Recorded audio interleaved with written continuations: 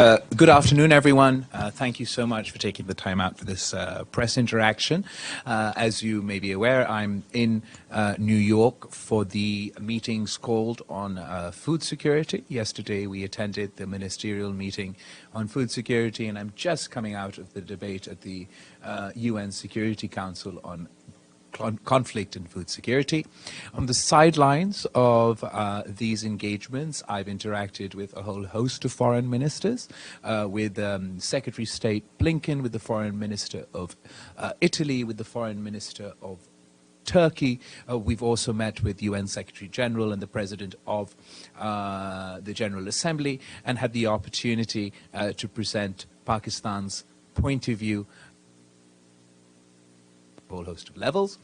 Just to to refer to food security very briefly before I take your questions, Pakistan has a real threat of food insecurity, water insecurity, and energy insecurity that has obviously been exacerbated by recent geopolitical developments. But as you all know, as a result of the COVID pandemic and the climate crisis and economic situations across the world, these issues are far more endemic than that and far more problematic than that. Pakistan is one of the most climate stress countries at the moment.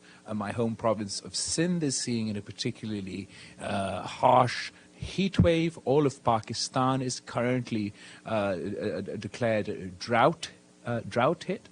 We are seeing temperatures in April that we're not used to seeing until the peak heat of the summer. For example, Jacobabad, a city in the northern area of the Sindh province, touched 50 degrees centigrade in the month of April. That is just not a temperature we're used to seeing until the heights of summer. So with the combination of climate stress and the sort of COVID lockdown supply chain issues, we face a serious threat from food security, and in addition to that, we relied heavily on Ukraine for the import of wheat, for the import of fertilizers. As far as the conferences and the meetings that have been held here, the call to action as a result of yesterday's ministerial meetings, it'll help us and other developing countries in addressing the sort of imminent crisis of food security, but for short, medium, and long-term measures, we feel we need a far more comprehensive approach that also focuses on conflict resolution, on dialogue, on diplomacy, and the pursuit of peace, because we believe, Pakistan believes, that if we are distracted by conflict, we won't be able to focus on these existential threats of our time. And this is the case that I made in yesterday's ministerial meeting and today at the UN Security Council. I now give you all the opportunity to ask us some questions. I will first give President Valeria. Thank you, Mariam, and thank you so much, Minister, for being here on behalf of ANCA and speaking with us.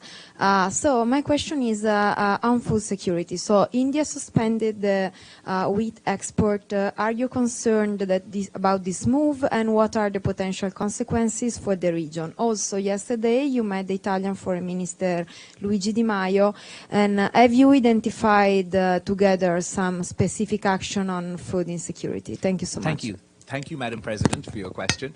As far as India's decision to ban the export of wheat, it is obviously the decision of the Indian government to decide what it wishes to do. Such actions, restrictions actions, protective actions, are being discouraged through forums like the multilateral meeting that we held today. Of course, at a time of shortage and at a time of distress, we all must work together to meet the needs of those who can't meet their food security targets. As far as our meeting with the Italian Foreign Minister yesterday, I must say it was very positive. Italian Foreign Minister was extremely impressive. Pakistan and Italy enjoy good relations, and we discussed a whole host of topics, including enhancing trade cooperation between the two countries. Italy has long had a focus on food security. So we will indeed see where we can assist each other on that issue as well. Al Jazeera. Christine.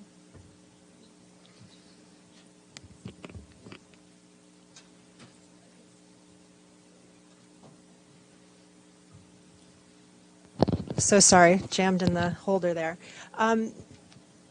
You've talked about the struggles with food shortages in your own country.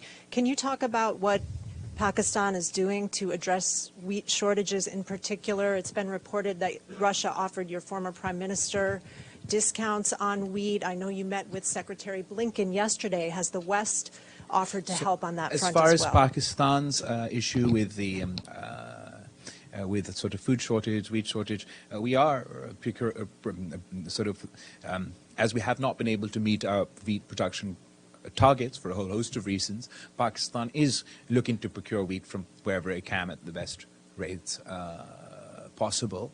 But we believe that this is a short-term remedy, and we need to invest in medium to long-term remedies to address the situation.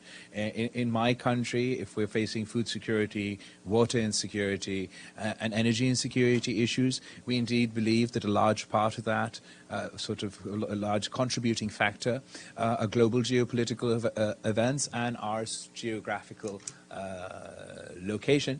But at the same time, we have to take concrete measures to mitigate the effects and impacts of climate change, to preserve the use of water, to move away from flood irrigation and other such outdated techniques, to increase our water infrastructure and incentivize our farmers for domestic production. I actually believe Pakistani farmers can meet not only our domestic needs for wheat, but also could provide that wheat to the world if they were encouraged and supported in the right way, and if governments work to reduce their input costs at a time of high inflation. We could really we could do our own bit to support food security challenges and issues. As far as my interaction with foreign ministers over here, we've really focused on enhancing trade relations. My party and myself and the new unity government believe in that our sort of foreign policy motto is trade over aid, and that is exactly what we're emphasizing on.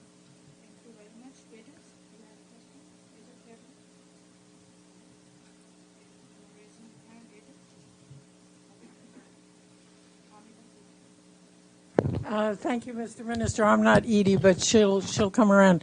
Pamela Falk from CBS News. You have spoken, even since you've been here, about the fight against extremism. Mm-hmm. I've spoken with both of your ambassadors about this issue. Can you explain, or at least update us, on where terrorism and Pakistan stands? I know it's a very big question, but it was a big issue this past summer. What do you see now in terms of the scenario? As far as terrorism and extremism is concerned, this is a consistent and long-term existential threat to all of us. There are obviously immediate concerns that need to be addressed, whether vis-a-vis specific terrorist groups, their increased activity, how and to which way they benefit from the situation in Afghanistan.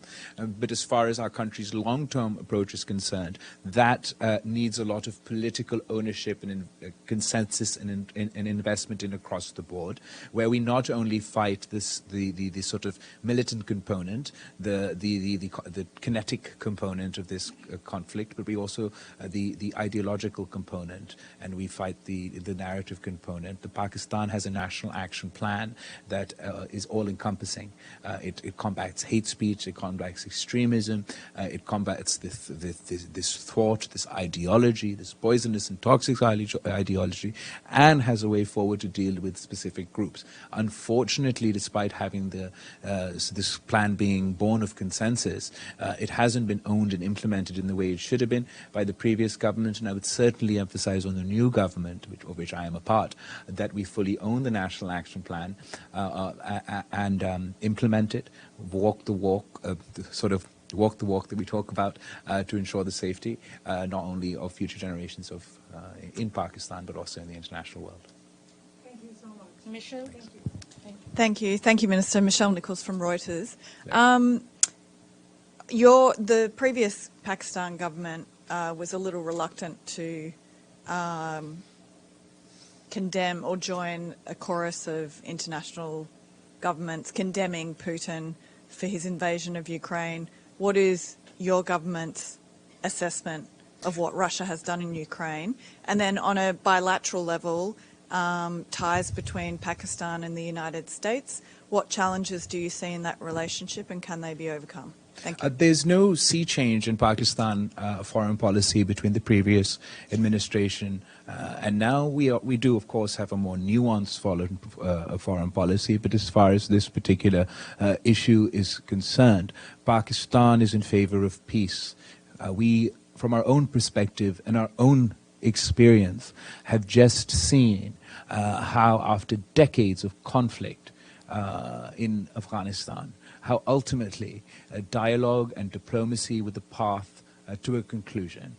And our case before the world, made it today at the UN Security Council, is just that, is to learn from our experience and deploy the tools of dialogue and diplomacy now to help pursue a peaceful resolution for this conflict. We believe that this and other conflicts around the world serve to exacerbate issues, distract us from existential threats like climate change or even a global pandemic, which we are experiencing at the moment. It's not over. So that is our sort of our primary message. Pakistan, despite having limited resources, has done whatever it can within a humanitarian crisis, within a humanitarian context. We have been leaders in advocating for humanitarian aid in Afghanistan and chipping in our part over there. We've also, despite our limited resources, been providing humanitarian assistance to the people of Ukraine. So while our foreign policy is more nuanced, there's no sea change in our approach. Your second question was more... Oh, okay. So on the bilateral front, we absolutely believe that engagement with everyone and consistent engagement is important, regardless of events and ground realities. And it's only if we have consistent engagements that we can deal with the multitude of problems that we do face. I'm particularly pleased with the way that the engagements that we have had on the sidelines of this of the United Nations have gone so far. I believe Pakistan and the United States have a long history.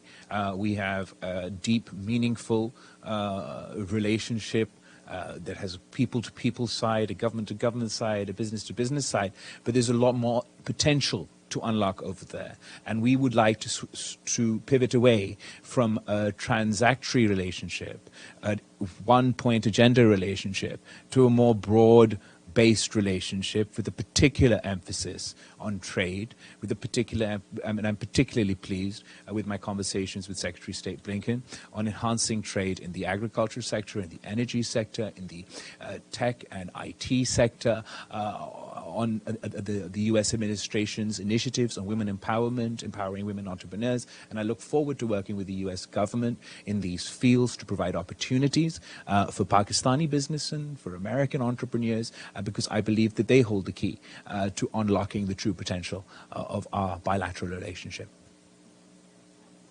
Thank you. Thank you, Mr. Foreign Minister. Susan Tehrani from WION. Do you think it's time that Pakistan reached out for dialogue with India? And also, my second question is, after your meeting with Secretary Clinton, just to follow up on that, what you just mentioned, do you think that Pakistani-U.S. relations has had a reset in a way? So as far as the question of our relationship with India is concerned, that's particularly complicated by their recent illegal, unilateral measures in Indian-occupied Kashmir. Firstly, the actions of August 5th, 2019, and more recently, the events of May 5th, 2022, have complicated this matter. These unilateral actions not only seek to undermine the internationally recognized disputed status of the region. We see these as an assault not only on the people of Kashmir, but an assault on this institution of the United Nations, as an assault on the UN Security Council and its resolution, as an assault on the Geneva Convention. Not only are they undermining the international disputed status of the region, but there's a concrete effort to undermine and disenfranchise and disempower the Muslim minority, a Muslim majority of the region. They've illegally allowed for non-Kashmiris to buy property and become residents of Kashmir and dilute the organic population. And more recently, through the May 5th so-called Delimitation Commission, the electoral constituencies of Indian-occupied Jammu and Kashmir have been gerrymandered to artificially inflate the non-Muslim minority and convert the Muslim majority into a minority. So such actions make it very difficult for us to hold a dialogue with the country who is implementing a racist policy in Indian-occupied Jammu and Kashmir and are not abiding by the resolutions of the United Nations and international norms and international rules-based order. And this, having said that, we are very cognizant of the fact that economic activity, dialogue, diplomacy are ultimately the ways and means for countries to engage with each other and resolve disputes. I just note that particularly at the moment, given this aggressive hostile behavior, the practical space for that happening is very limited. So I think that it is very important for the United States and Pakistan to consistently engage, to honestly engage. And while I wouldn't call it a reset, I would say it is a great opportunity for both sides to think about what is in the benefit of our people, what is in the benefit of the people of America, and what is to the benefit of the people of Pakistan. If we sort of close all doors between the two countries and stop talking to one another, I don't believe that serves the interests of Pakistan, and I don't believe that serves the interests of the people of America. There's definitely a newfound opportunity to enhance engagement, to move beyond a transactional relationship to a more deep and meaningful relationship. And I certainly see the space for that. I certainly see the window for that. And if only we continue to have an honest and meaningful dialogue with one another, Pakistan is very committed to working with the international community. We want to, we are a modern Muslim nation that will be taken seriously on the world stage. We will conduct ourselves in a responsible manner and in an honest manner, engage with everyone, be friends to all and enemies to none, and hope to work towards the mutual benefit of our two countries. Thank you, Minister. Bhট্ট, Turkish News Agency. We heard some of the ministers at the General Assembly today at the International Migration Review Forum raising concerns about the rise of threat in Afghanistan and as a result a new wave of migration. As a neighboring country to Afghanistan, how concerning is this for Pakistan? And also, how should the international community engage with the Taliban regime? Thanks. Thank you so much for your question. And the issue of refugees and migration is a sort of a hot button topic in countries across the world. Particularly given the events in Afghanistan, it is most certainly a fear for us and all neighboring countries. We do fear the possibility of the floodgates opening to massive a refugee crisis like we've seen in the past. As the humanitarian situation in Afghanistan worsens, as the economic situation in Afghanistan worsens, the threat and likelihood of this happening increases.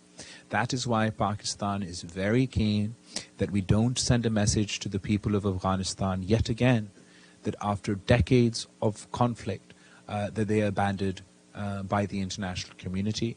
Pakistan is working particularly hard to assist in the humanitarian crisis and encourage the international community to engage with Afghanistan and engage with the humanitarian crisis in Afghanistan, to stop a total collapse of the Afghan economy. Because surely if 95% of the people of Afghanistan are under threat of poverty, of going below the poverty line, that not only has consequences for Afghanistan, but it has consequences for Pakistan and indeed the rest of the world, one of those manifestations would be in the form of refugees and migrants.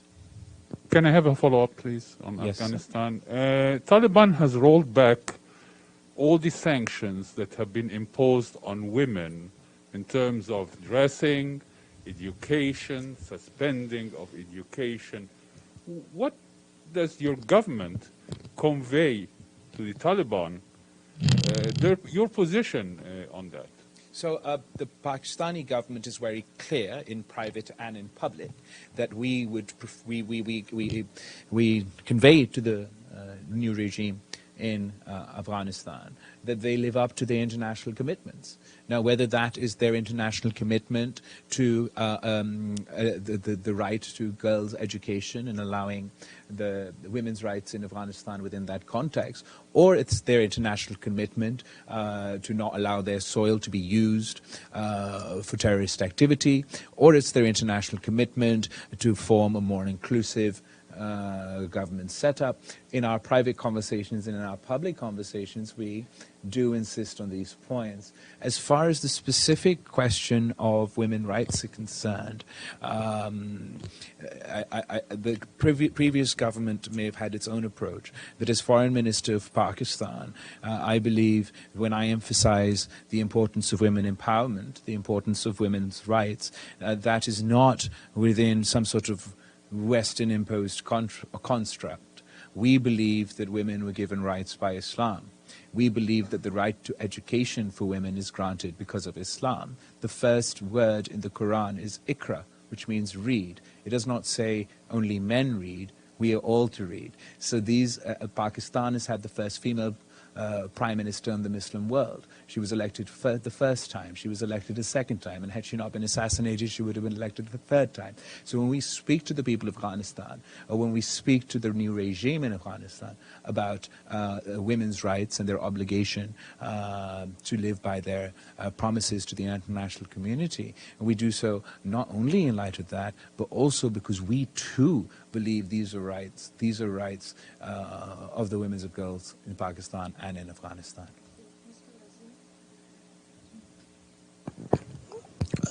Okay, my question is about that. History tells us that we have been ally of the United States against Russia in Afghanistan.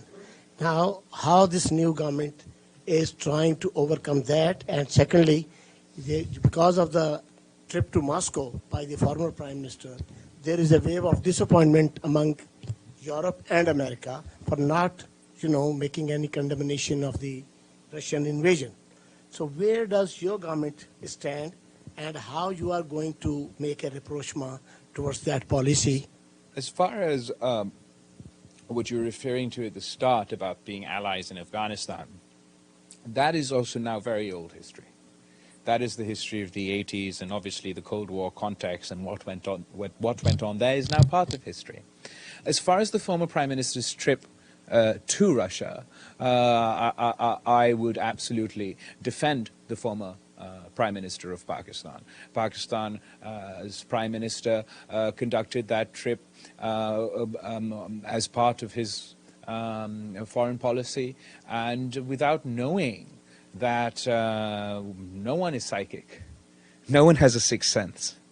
There's no way we could have possibly known that would have been the time to start, that the current conflict would start. And I believe it is very unfair to punish Pakistan for such an innocent action.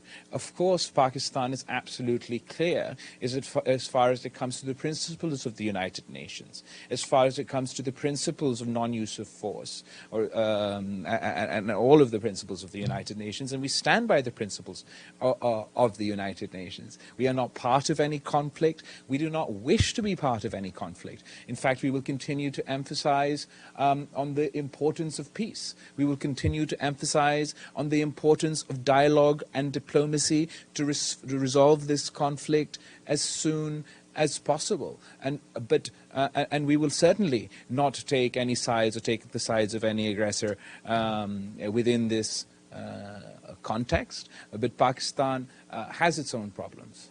Pakistan has witnessed decades of conflict in Afghanistan. And as I mentioned in my speech, हम थक गए हैं जंग देख देख के. हमारे बच्चे भी शहीद हुए हैं, हमारे क़यादत शहीद हुए हैं, औरतें मर्द शहीद हो चुके हैं, और हम समझते हैं कि अगर डायलॉग और डिप्लोमेसी के टूल्स इस्तेमाल किए जाते हैं तो हम काफ़ी ऐसे जैसे मसले हैं इनका हल निकाल सकते हैं. Sir, my follow-up question is, Pakistanis live in America and Europe. Can you... Sorry? This press comments, we really appreciate you here. Frankie Ciardo from TRT World. 2 follow-up questions. One, how would you characterize your relationship with Russia? And number 2 is, how would you characterize your relationship with Russia and Vladimir Putin? And number 2, when the U.S. withdrew from Afghanistan, do you feel that they left a vacuum for terrorism which would endanger your country? Thank you for your question.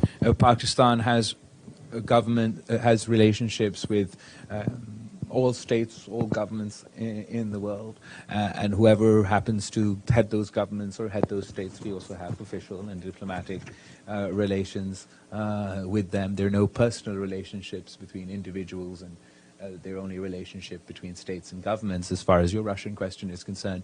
As far as Afghanistan, we are concerned that if the humanitarian crisis remains unaddressed, if Afghanistan, 90% of the population of Afghanistan is allowed to slip under the poverty line, if the Afghan economy is allowed to collapse, then things will go from bad to worse. There are concerns about terrorism. The concerns about terrorism are the concerns of all countries in the region and international forces. We are all concerned as to whether the new regime in Afghanistan has the capacity or the will to deal with such terrorist groups.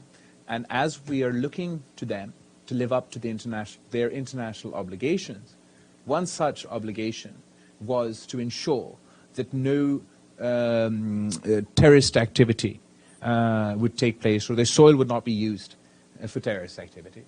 So we're hoping that on the one side, the new regime in place over there would do whatever they can to discourage such elements. And on the other side, we are working with the international community to help alleviate the humanitarian crisis developing there, the economic crisis developing there, because we believe that allowing the Afghan people to feel that they've been abandoned once again, allowing them to plummet to the depths of poverty and having an economic catastrophe, has no plus sides and only negative sides for everybody involved. Thank you. Thank you so much, Foreign Minister. My name is Abdul Hamid Sayam from the Arabic daily Al-Quds Al-Arabi. I see so much similarities between the behavior of India in Kashmir and the behavior of Israel in occupied Palestine. The Israelis moved their nationals into the occupied West Bank, and the Indians doing the same. The Indians scrapped the special status of Kashmir, as you know, and Israel considered the West Bank as part of Greater Israel. The same thing applies to the relationship between Prime Minister Modi and the former Prime Minister Netanyahu and the current one. So the government of Mr. Imran Khan was committed to see the struggle in both and support them. How do you characterize the policy of your government regarding both the struggle of Kashmiri people and Palestinians? Thank you There's very much. been consensus across the political spectrum in Pakistan, whether it comes to the question of Kashmir or it comes to the question of Palestine. We are unanimous in our support for the people of Kashmir, and we are unanimous in our support to the people of Palestine. The parallels that you see are seen by a lot of people that observe the situation in both. We just spoke at the United Nations Security Council, where we observed that occupied territories such as Palestine and Indian illegally occupied Jammu and Kashmir face the misery of perpetual conflict, never-ending perpetual conflict that result in many miseries, including hunger. We believe that we must continue to highlight the plight of the people of Kashmir and the people of Palestine. We are still, very recently, the murder, the assassination, whatever word you like to use, of wearing press identification material and still being shot in the neck, and then the fact that her funeral was also attacked really shook the international community in a way that many images and events have been unable to shake in modern times. And the plight of the people of Kashmir, more often than not, goes unnoticed, which is why there's an extra burden on the Muslim community to speak out for our brothers and sisters who cannot do so effectively for themselves for one reason or the other. Thank you, sir. Following up questions on Afghanistan and your comments about Taliban's pledge to the international community not to allow the territory to be used for terrorism. The Taliban recently claimed that they have brokered an accord between Pakistan military and the TTP, Tehreek-e-Taliban in Pakistan. Could you please elaborate or explain what happened, sir? Iftikhar साहब, आप जहाँ तक TTP के issue है, as far as the Tehreek-e-Taliban, Pakistan is concerned, they have a very troubling history of the way that they've conducted themselves within Pakistan. Their terrorist activity is has been the most the significant challenge within the terrorism within terrorism in Pakistan. Pakistan ke with the biggest terrorist attacks in Pakistan, the most devastating terrorist attacks in Pakistan are linked to Tehreek-e-Taliban Pakistan. Whether it is the APS attack in Peshawar on the school children who were murdered in cold blood, whether it's the attack on my mother, Shaheed Mohtarma Benazir Bhutto, and a whole host of terrorist activity in Pakistan are linked to these groups. Pakistan has, at different times, tried the various approaches to deal with terrorism. We go after those who commit terrorism. We pursue those who are involved in terrorism. And we've also had a policy of engagement. And we've seen in the past that the policy of engagement is that, to put it generously, has had limited results.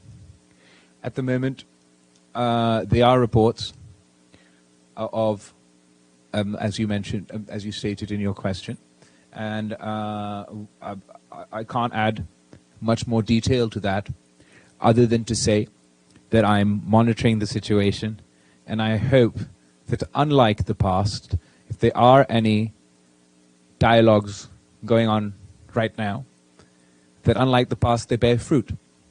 But it's important to emphasize that we must insist on the new regime in Afghanistan, that not only their own soil not be used for terrorist activities, but groups like the TTP that are linked to the TTA and other such terrorist groups are also discouraged by the new regime in Afghanistan from conducting terrorist activity anywhere else.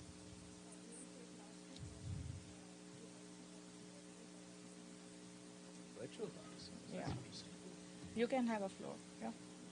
You can ask the question. Yeah.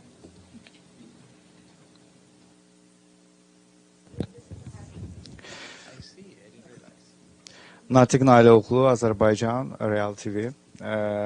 Thank you, Foreign Minister. My question is how will the change of government in Pakistan affect Azerbaijan and Pakistan relations? By the way, is an official visit to Azerbaijan on the agenda? So Pakistan, the people of Pakistan, the people of Azerbaijan enjoy great relations, and I, for one, would be very keen to enhance the relationship between our two countries. I don't think you should expect a change in any way, shape or form as far as our foreign policy is concerned with Azerbaijan with the change of government. Waj bro, how are you doing? Sorry I missed most of this, but I hope to make up for this with 3 quick questions. One, go ahead. So what do you think of the reputed nemesis of Pakistani democracy, and especially your party, the PPP? I'm talking about the Pakistani army. What's your new considered opinion on the military establishment, considering your current posting? Number 2, what is your opinion about how long your government is going to stay in power, considering the speculation that is ongoing on the ground these days about the longevity of your government? And thirdly, sir, finally, how does it feel to be here in New York, in the same place where your grandfather, your famous grandfather, was, and especially made that famous speech here in '71? How does it feel to be back in business? Thank you, Vijay. How long have you been in New York now? 3 years, sir. अच्छा, इन सब को बिठा के आप खुद इधर पहुंच गए थे. जहाँ तक आप, as far as your question is concerned, nemesis is not a word I would use. The Pakistani army is not the army of any one political party or any one Pakistani. It is a national institution and belongs to each and every one of us. It has always and consistently been the view of the Pakistan People's Party, it is in our manifesto, that all such institutions should play their constitutional role, their legal role allowed in accordance with the law. It is why we've consistently advocated for them to be apolitical. And the success of the no confidence motion in Pakistan, the first time a democratic constitutional procedure has been used to oust a prime minister, unlike in the past, where only unconstitutional and undemocratic moves have been deployed, is a success, is an achievement of Pakistani democracy. It is an achievement of the Pakistani constitution, and it goes a long way to speak about the progress that has been made by Pakistani institutions. Obviously, nothing happens in a vacuum, and this one event or this one achievement does not wash away the effects of undemocratic steps that have happened in our history. We believe that this is a patience game, and one has to, it's a long grind, and one has to work very hard to consistently pursue democratic principles and regain democratic space and regain space for parliamentary democracy in Pakistan.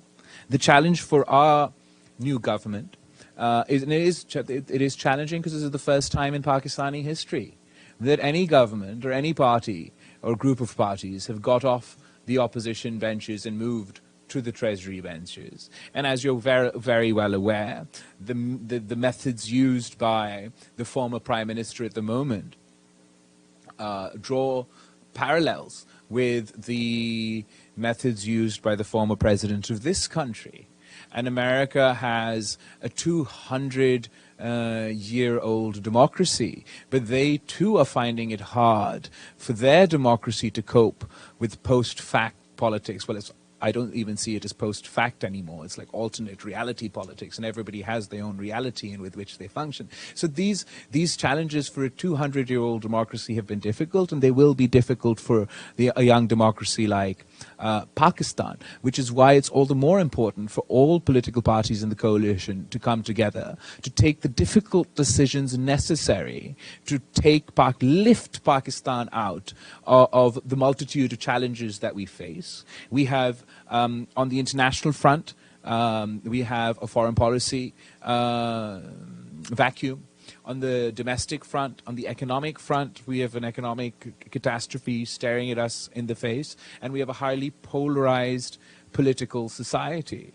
We need to now do the work of government, work together to take the difficult decisions, implement the necessary reforms so we can move forward.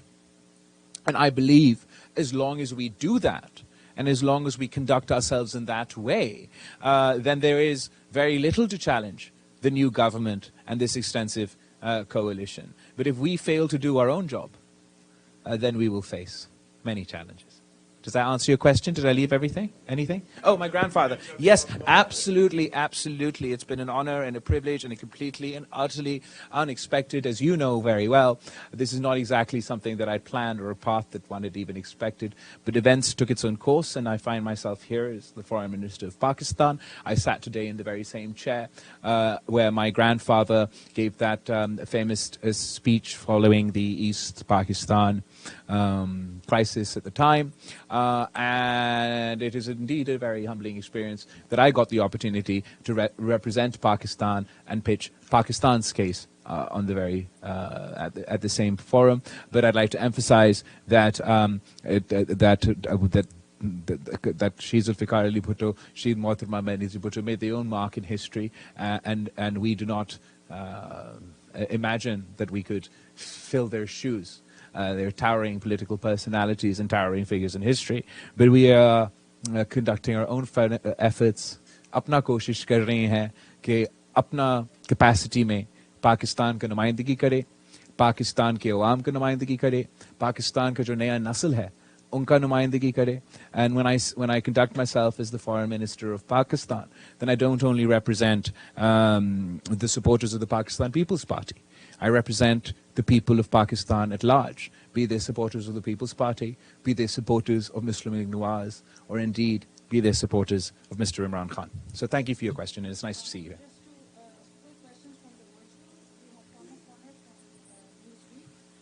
Okay. How do I answer virtual questions? They will come from. So organizers, can you unmute Tom O'Connor?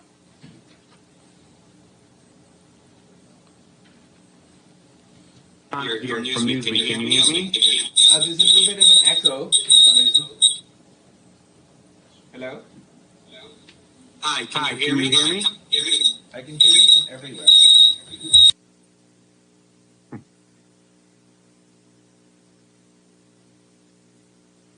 I'll go ahead and ask my question then. Okay, if you mute it from the computer, then maybe it'll come out of the TV. Sorry.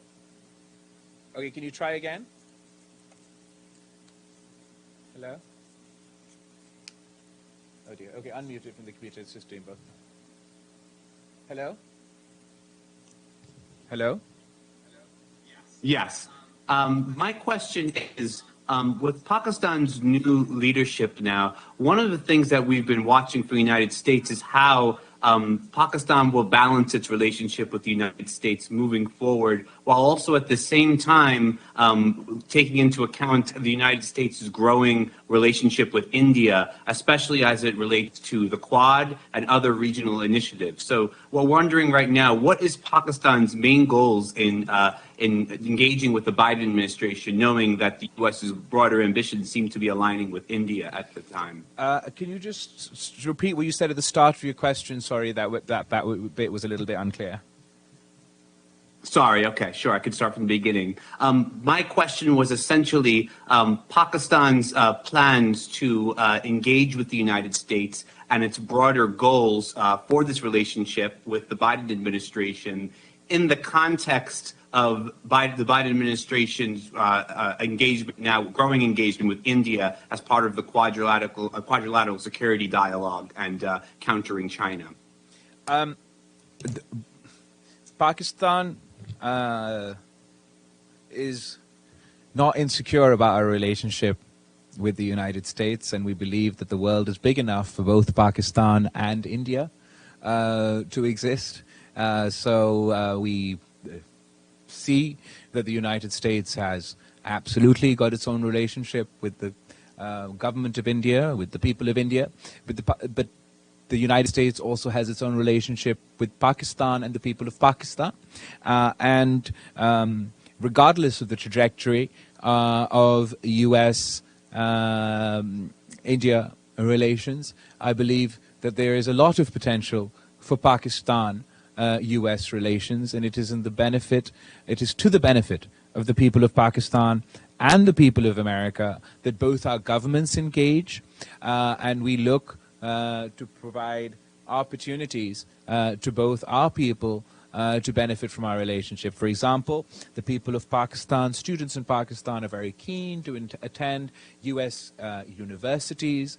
We believe that there's a lot of opportunity in Pakistan, untapped opportunity in Pakistan for American entrepreneurs and the business sector to invest in Pakistan, and vice versa. We also believe that there's a lot of potential for the Pakistani business community to engage in the American market. Our relationship with the United States has been colored too much by the geopolitical conflicts in our region, and particularly by the events and circumstances in Afghanistan. We seek to have a more broad-based relationship that encompasses all the dynamics of our friendship, which would have obviously a political component, a people-to-people component, the defense component, but most importantly, the economic component. As far as the Biden administration is concerned, we look forward to working with the Biden administration, and my initial interactions with Secretary of State Blinken have been extremely encouraging. I'm very happy to note that the United States is ready to engage with Pakistan, and my message to the United States would be that Pakistan is ready to engage with the United States. Thank you very much. I appreciate it. Thank you.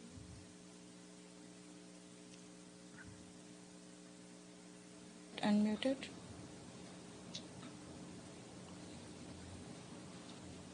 Yeah. Or Anwar Iqbal from Dawn. Anybody who can get unmuted, we will have last questions from them.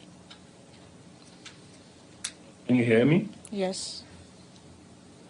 Okay, hi. Welcome to New York, and congratulations on your new assignment. I wanted to come personally, but couldn't because I'm done with COVID. Oh dear, I hope you get better soon. Yeah, I mean, it was bad, I'm coming out of it. So I just noticed a very positive change in approach in Pakistan's foreign policy, that you defended the former Prime Minister as somebody who represented Pakistan, and you said he went to Ukraine and he didn't know how the situation was going to unfold. So was this just one-time change, or are we going to see a new approach by the new government? And also there are reports circulating in Islamabad which say that the new government wants to change the focus from traditional diplomacy to economic diplomacy. Can you please, if it is true, can you please explain what it is? So as far as the former Prime Minister is concerned, I can't defend his politics, I can't defend his manifesto, I can't defend his government, but in his capacity as Prime Minister and the way he conducted himself in foreign policy, particularly in the context of this Russian trip. I will go as far as to defend the fact that he did not know the Ukraine conflict would start on the very day that he was there. As far as your second point is concerned, absolutely. My approach to the Foreign Office is to move away from our traditional approach to foreign policy. My approach in the Foreign Office is to emphasize the policy of trade over aid. Pakistan is not actively pursuing aid. We're frantically pursuing trade. We believe that there is a lot of untapped potential within Pakistan, and this is an area that hasn't received the attention that it does deserve. And we hope, we've not only sort of made this shift, we've seen a very positive response in our conversations with various countries on this topic, and I'm very keen to work with the federal government and the provincial governments in Pakistan to ensure that when there are governments abroad, when there are business communities abroad that are willing to invest in Pakistan, that they can be connected with the appropriate vehicles, tools and mechanisms to conduct themselves in our very difficult system, and it's early days yet, but I think that hopefully we'll continue to get good news on that front. Was there any part of your question that I have missed? I think I've covered it all. No, you didn't. You answered. Thank you. Get well soon, Anwar. I look forward to seeing you at some point. Thank you, everybody. Thank you. Thank you so much. Thank you very much for joining us.